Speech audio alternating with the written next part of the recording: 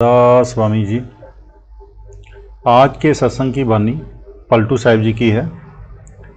बानी बजी चहूँ जुगी सच्चो सच सुनाए। ये बानी चारों जुगों से चली आ रही है।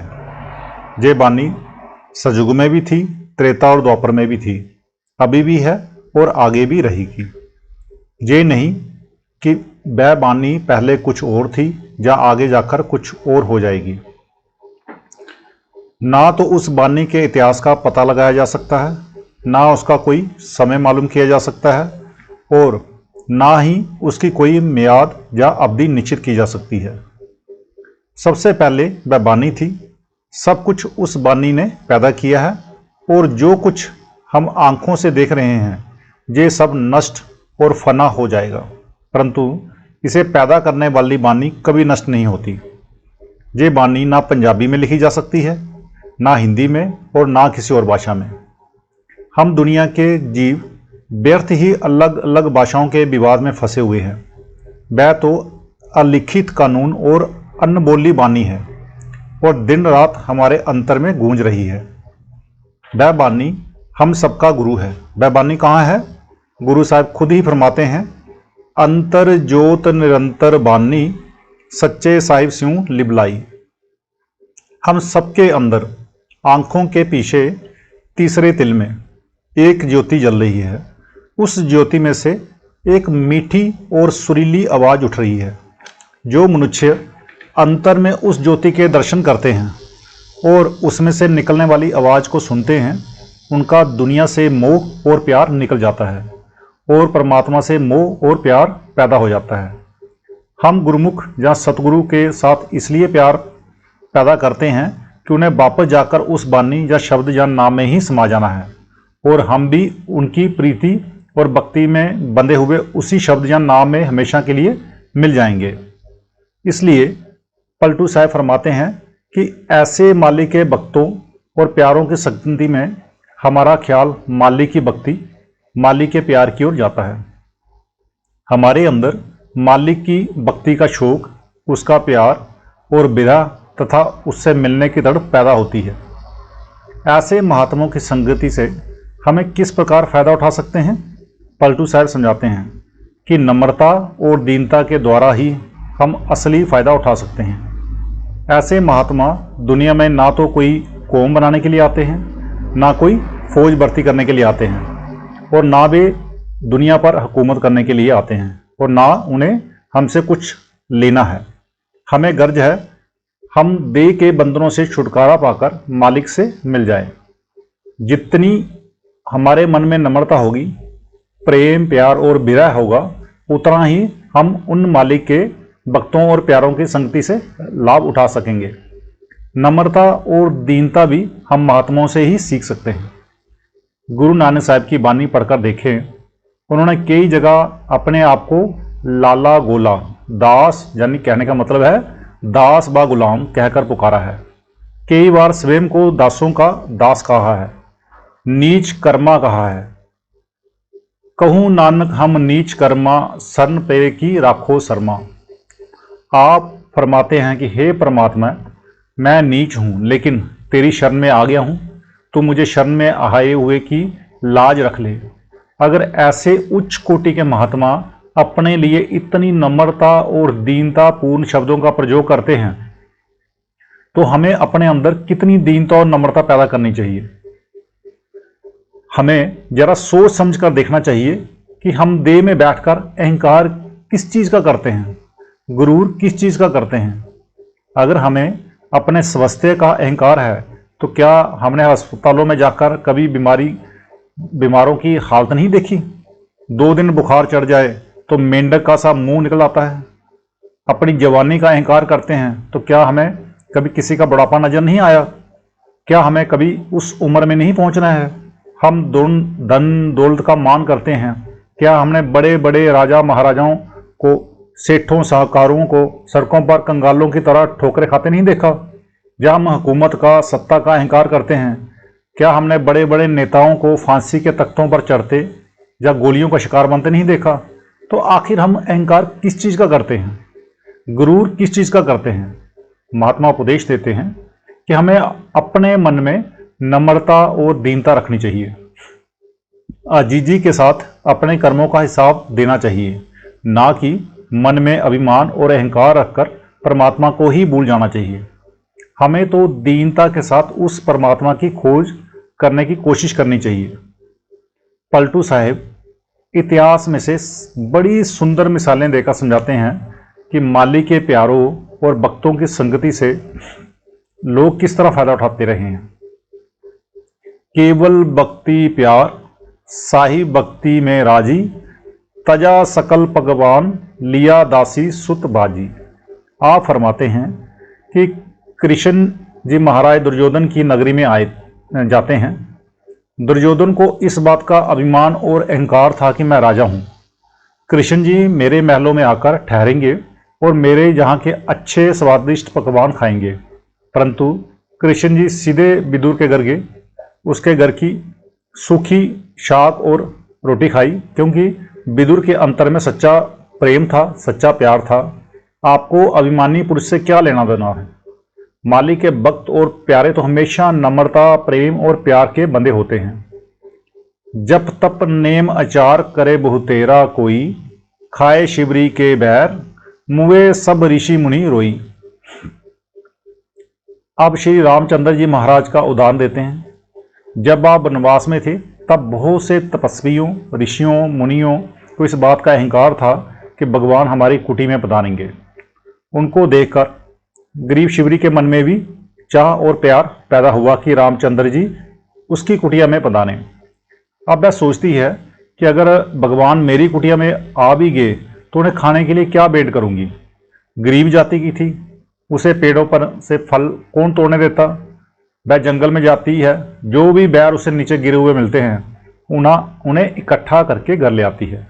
फिर ख्याल आता है कि अगर ये बैर खट्टे हुए तो भगवान को देने के योग्य नहीं होंगे, इसलिए वह एक एक बैर को चखती है।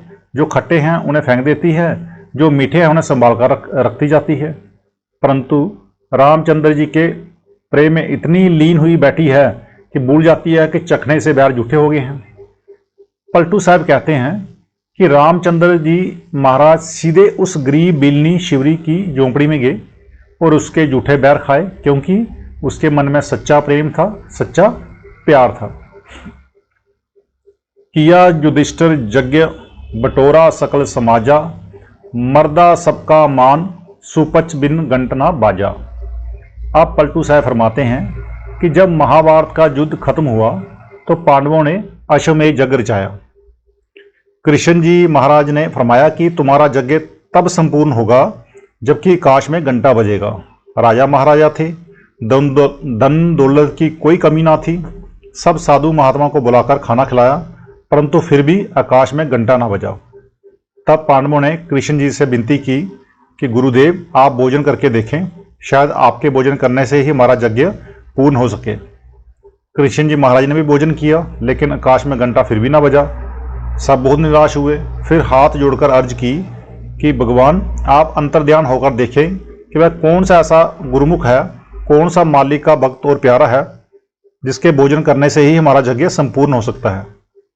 कृष्ण जी ने फरमाया कि जहाँ से थोड़ी दूर सुपच नाम का एक मालिक का भक्त और प्यारा है। वह नीची जाति का है, परंतु परमात्मा की भक्ति में लीन बैठा है। जब तक वह तुम्हारे घर आकर भोजन ना कर ले तुम्हारा यज्ञ संपूर्ण नहीं हो सकता। अभी तक मन में राजा होने का अहंकार था। उन्होंने अहलकारों के हाथ संदेश भेज दिया और सोचा कि जब महात्मा को पता चलेगा कि जहाँ सब साधुओं को मुफ्त खाना दिया जा रहा है तो आप ही आकर खा लेंगे, क्योंकि गुड़ पर मक्खियाँ तो आप ही गिराती हैं। परंतु महात्मा को क्या आना था। तब पांचों भाइयों ने जाकर महात्मा से भोजन के लिए पधारने की विनती की। महात्मा सुपच को पता था कि इनका हृदय शुद्ध नहीं है, निर्मल और साफ नहीं है। अतः उन्होंने शर्त रख दी कि जब तक आप मुझे 100 अश्वमेध यज्ञ का फल नहीं देते मैं आपके घर आकर भोजन नहीं कर सकता। निराश होकर वापस घर आ गए कि हमारा तो एक अश्वमेध यज्ञ पूर्ण नहीं हो रहा है, हम महात्मा को 100 अश्वमेध यज्ञ का फल कैसे दे सकते हैं। उनको निराश देखकर द्रौपदी ने सुबह उठकर स्नान करके अपने हाथों से खाना बनाया और नंगे पैर चलकर महात्मा की कुटिया में हाजिर हुई। द्रौपदी ने हाथ जोड़कर बड़ी नम्रता पूर्वक विनती की कि भगवान आप हमारे घर पधार कर भोजन करें। महात्मा ने द्रौपदी के सामने वही शर्त रखी। इस पर द्रौपदी ने फिर नम्रता पूर्वक प्रार्थना की कि गुरुदेव, मैंने आपके जैसे माली के भक्तों और प्यारों की संगति में सुना है कि अगर पूर्ण महात्मा के दर्शन के लिए जाएं तो कदम कदम पर अश्वमेध यज्ञ का फल मिलता है। आप उसमें 100 कदम का फल ले लें। ये सुन महात्मा ने तनिक भी आपत्ति नहीं की। उन्हें पता था कि द्रौपदी का हृदय साफ है, उठकर उसके साथ चले आए। सो पलटू साहब के समझाने का केवल यही भाव है कि माली के भक्तों और प्यारों से हम सिर्फ नम्रता, प्यार और प्रेम के द्वारा ही लाभ उठा सकते हैं। पलटू ऊंची जात का जिन कोई करे अहंकार, साहिब के दरबार में केवल भक्ति प्यार। सब कुछ समझाकर अब पलटू साहिब बहुत ही सुंदर उपदेश देते हैं कि परमात्मा के घर पहुंचने के लिए सिर्फ भक्ति और प्यार की जरूरत होती है। शायद किसी के मन में ख्याल हो कि जाति के बदलने से हम परमात्मा से मिलने के अधिकारी बन सकेंगे, हिंदू से सिख बनकर परमात्मा से मिल सकेंगे, या सिख से ईसाई बनकर ही परमात्मा को पा सकेंगे। पलटू साहब फरमाते हैं, इस परमात्मा के दांव पहुंचने के लिए जात पात की कोई जरूरत नहीं, कोई महत्व नहीं, केवल भक्ति, प्रेम और प्यार की जरूरत है। कबीर साहब का भी यही उपदेश है, जात पात पूछे ना कोई, हरि को बजे सो हरि का होए। अर्थात परमात्मा के घर पहुंचने के लिए जात पात का कोई महत्व नहीं है। जो परमात्मा की भक्ति करता है वह परमात्मा का रूप बन जाता है। गुरु नानक साहब फरमाते हैं, जिथे लेखा मंगीए तिथे देह जात ना जाए। जिस जगह हमारे कर्मों का हिसाब किताब किया जाता है वहां ना तो हमारा ये शरीर पहुंचता है और ना हमारी जाति। ये जितनी भी जातियां हैं इनका संबंध या ताल्लुक इस शरीर के साथ है। इस शरीर को या तो अग्नि के स्पुर्द हो जाना है या मिट्टी के नीचे दबकर यहीं छूट जाना है। हमारी सबकी जात पात यहीं पड़ी रह जाती है। ना उस परमात्मा की वो जाति है और ना ही हमारी आत्मा की वो जाति है। आप देखें, कभी किसी ने आज तक ये नहीं कहा कि वह परमात्मा हिंदू है या सिख है या ईसाई है या मुसलमान है। मुसलमान फकीर भी उसे रब्बुल आलमीन कहकर पुकारते हैं, अर्थात वह रब या परमात्मा जो सारे आलम यानी कि संसार का एक ही है। हर एक महात्मा यही समझाते हैं कि परमात्मा एक है, वह ना हिंदू है, ना सिख है, ना ईसाई। हमेशा से वह एक ही परमात्मा चला आ रहा है। उसकी कोई कौम नहीं है, उसका कोई मजहब नहीं है, कोई मुल्क नहीं है। गुरु साहब कहते हैं, वर्ण जात चिन्ह नहीं कोई। उस परमात्मा की कोई शक्ल नहीं है, कोई रंग नहीं है, कोई रूप नहीं है, ना ही उसकी कोई जाति है। गुरु नानक साहब फरमाते हैं, वर्ण जात चिन्ह नहीं कोई। गुरु नानक साहब फरमाते हैं, आत्म मही राम, राम मही आत्म। अर्थात आत्मा के अंदर परमात्मा है और परमात्मा के अंदर हमारी आत्मा है।